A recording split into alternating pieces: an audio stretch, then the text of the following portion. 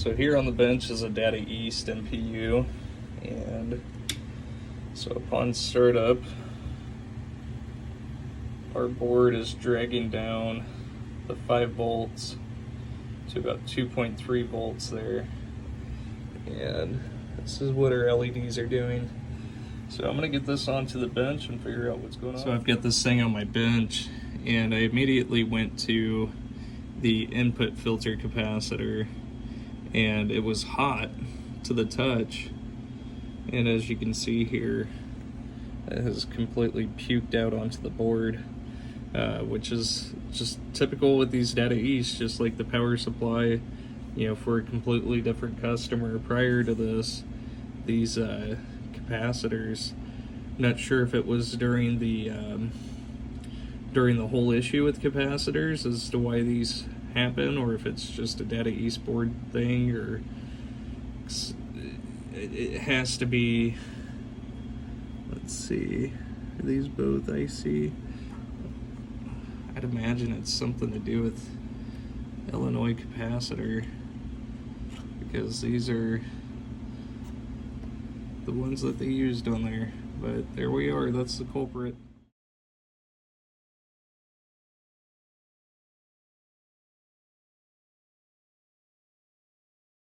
Excuse me. So I've got this populated with Simpsons ROMs, but this is going into a Guns N' Roses. And basically we had, you know, what was it, 2 volts coming into the MPU. Let me set this up here so we can go ahead and test this again. And as you can see, with the new capacitor and new power input header, we have 4.92 volts here. And you can see here on the displays it's fully working, as well as the lamp matrix dancing, and none of the coils are locked on. And so we'll go ahead and get this into test.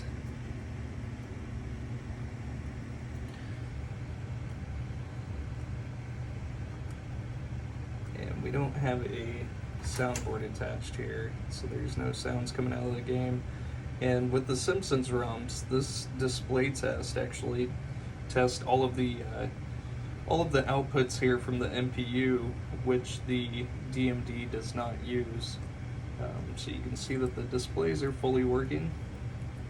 And into switches, we're just going through diagonally, testing both rows and columns, and all 64 switches are reporting, which none are stuck closed. And we've got the lamp matrix doing its little doodad here with Data East.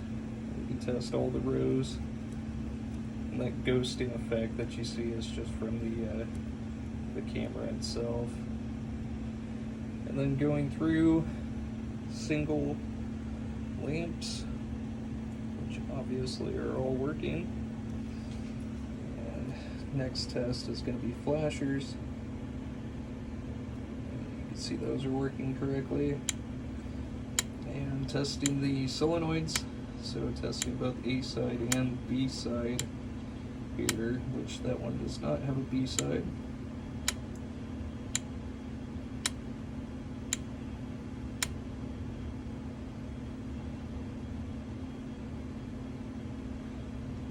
And I don't believe this circuit is used in that game, but we can go ahead and test the special solenoids here as well, which are also switch controlled there. And that is the end of the test. So we are back in order, working 100%. So thank you so much.